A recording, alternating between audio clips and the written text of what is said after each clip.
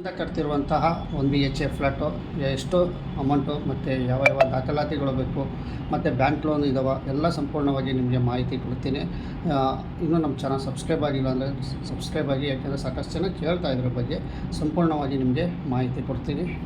ಬೇಕಾಗುವಂಥ ದಾಖಲಾತಿಗಳು ಏನು ಅಂತಂದರೆ Aadhaar card, income certificate, caste certificate, voter ID ಮತ್ತು ಬ್ಯಾಂಕ್ ಪಾಸ್ಬುಕ್ಕು, ಈ ಬೆಂಗಳೂರಿನಲ್ಲಿ ವಾಸವಿ ಧೃಢೀಕರಣ ಪತ್ರ, ಇವೆಲ್ಲ ಸಾಕಷ್ಟು ಡಾಕ್ಯುಮೆಂಟ್ಸ್ಗಳು ನಿಮ್ಗೆ ಇರಲೇಬೇಕು. ಮೇನ್ ಬೆಂಗಳೂರಿನಲ್ಲಿ 5 ವರ್ಷ ಮೇಲ್ಪಟ್ಟು ವಾಸವಾಗಿರಬೇಕು. ಮತ್ತು ಬೆಂಗಳೂರು ನಿವಾಸಿಗಳಿಗೆ ಇದು ಅನ್ವಯಿಸುತ್ತೆ, ಬೇರೆಯವ್ರಿಗೆ ಅನ್ವಯಿಸಲ್ಲ. ಬೇರೆ ಹೊರ ರಾಜ್ಯಗಳಿಗೆ ಅನ್ವಯಿಸಲ್ಲ, ಅಂದರೆ ಬೇರೆ ಜಿಲ್ಲೆಗಳಿಗೂ ಇದು ಅನ್ವಯಿಸಲ್ಲ. ತುಮಕೂರು ಆಗಿರ್ಬೋದು, ಶಿವಮೊಗ್ಗ, ಬೆಂಗಳೂರು ನಿವಾಸಿಗಳಿಗೆ ಮಾತ್ರ ಇದು ಸರ್ಕಾರ ನಿರ್ಮಾಣ ಮಾಡಿದೆ ಅಂತಲೇ ಹೇಳ್ಬೋದು. ಇಷ್ಟು ದಾಖಲಾತಿ ಇದ್ದರೆ ನೀವು ಒಂದು BHA ಫ್ಲ್ಯಾಟ್ಗೆ ಅರ್ಹರಿರ್ತೀರ ಅಂತ ಹೇಳ್ತಾ ನಿಮ್ಗೆ ಮುಗಿಸ್ತಾ ಇದ್ದೀನಿ. ನಮಸ್ಕಾರ. ನಮಸ್ಕಾರ ಫ್ರೆಂಡ್, ನಮ್ಮ ಚಾನಲ್ ಸಬ್ಸ್ಕ್ರೈಬ್ ಆಗಿ ಹಾಗೆ ಲೈಕ್ ಮಾಡಿ, ಶೇರ್ ಮಾಡಿ. ಫ್ರೆಂಡ್, 1 ಲಕ್ಷ ಮುಖ್ಯಮಂತ್ರಿ ಬಹುಮಾಡಿ ಕಟ್ಟಡ ಒಂದು BHA ಫ್ಲ್ಯಾಟ್ ಬಗ್ಗೆ ಸಾಕಷ್ಟು ಜನ ಕೇಳ್ತಾ ಇದೆ. ಸೊ ನಾವು ಒಂದು BHA ಫ್ಲ್ಯಾಟ್ಗೆ ನಾವು ಅಪ್ಲೈ ಮಾಡಬೇಕು. ಇದು ಸ್ವಲ್ಪ ಲಿಂಕು ನಮಗೆ ತೋರಿಸ್ತಾ ಇದ್ರ ಬಗ್ಗೆ ಒಂದು ಸ್ವಲ್ಪ ಮಾಹಿತಿ ಕೊಡಿ ಅಂತ ಕೇಳ್ತಾ ಇದ್ದಾರೆ. ನೋಡಿ, ಇಲ್ಲಿ ಸಾಕಷ್ಟು ಜನ ತಾಂಡಿದ್ದಾರೆ, ಬಟ್ ಅವ್ರಿಗಿನ್ನೂ ಸಾಕಷ್ಟು ಫಿನಿಶಿಂಗ್ ಆಗ್ದೇ ಇದ್ದಾರೆ. ಬಟ್ ನೀವು ಕೇಳೋದ್ರಿಂದ ನಾವು ಆದಷ್ಟು ಹೇಳ್ತೀನಿ.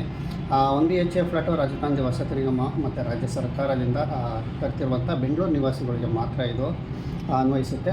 ಹಾಗಾಗಿ ಇದು ಹೆಚ್ಚಿಗೆ ವಿಷಯ ಬೇಕು ಅಂದರೆ ನಮ್ಮ ಯೂಟ್ಯೂಬ್ ಚಾನಲಲ್ಲಿ ಇದಕ್ಕೆ ಅಂತ ಸಾಕಷ್ಟು ವೀಡಿಯೋಗಳು ಇದ್ದಾವೆ, ಸರ್ಚ್ ಮಾಡ್ಕೊಳ್ಳಿ. ನೀವು ಕೇಳ್ತಿರೋ ಪ್ರಶ್ನೆ ನಾನು ನಿಮಗೆ ಉತ್ತರ ಕೊಡ್ತೀನಿ. ನೋಡಿ, ಒಂದು BHA ಫ್ಲ್ಯಾಟ್ಗೆ ಸರ್ಕಾರದಿಂದ ಕೇಂದ್ರ ಸರ್ಕಾರ ಮತ್ತು ರಾಜ್ಯ ಸರ್ಕಾರ ಸಬ್ಸಿಡಿ ಕೊಡ್ತಾರೆ. ಟೋಟಲ್ ಇದು 13,20,000 ರೂಪಾಯಿ. ಈಗಿನ ರೇಟ್ ಹೊಸ ದರದಲ್ಲಿ 13,20,000 ರೂಪಾಯಿ.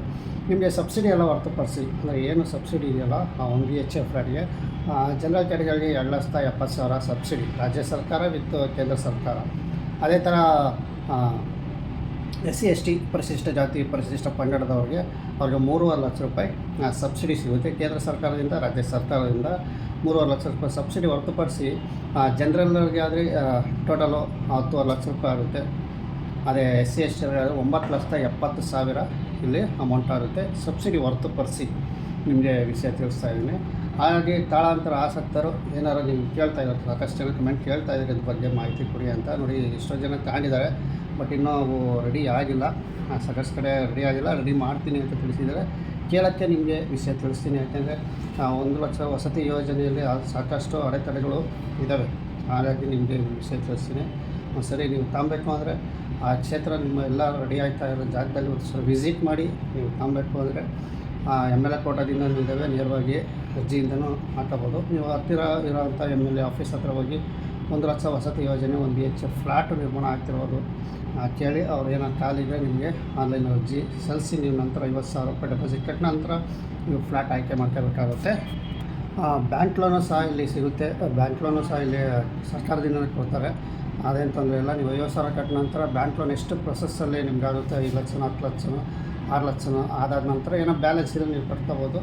ರಿಜಿಸ್ಟ್ರೇಷನ್ ಖರ್ಚು ಮಾತ್ರ ಸ್ವಂತ ಇರುತ್ತೆ. ಅದು ಮಿನಿಮಮ್ 50,000-60,000 ಹತ್ತಿರ ರಿಜಿಸ್ಟ್ರೇಷನ್ ಖರ್ಚು ಇರುತ್ತೆ.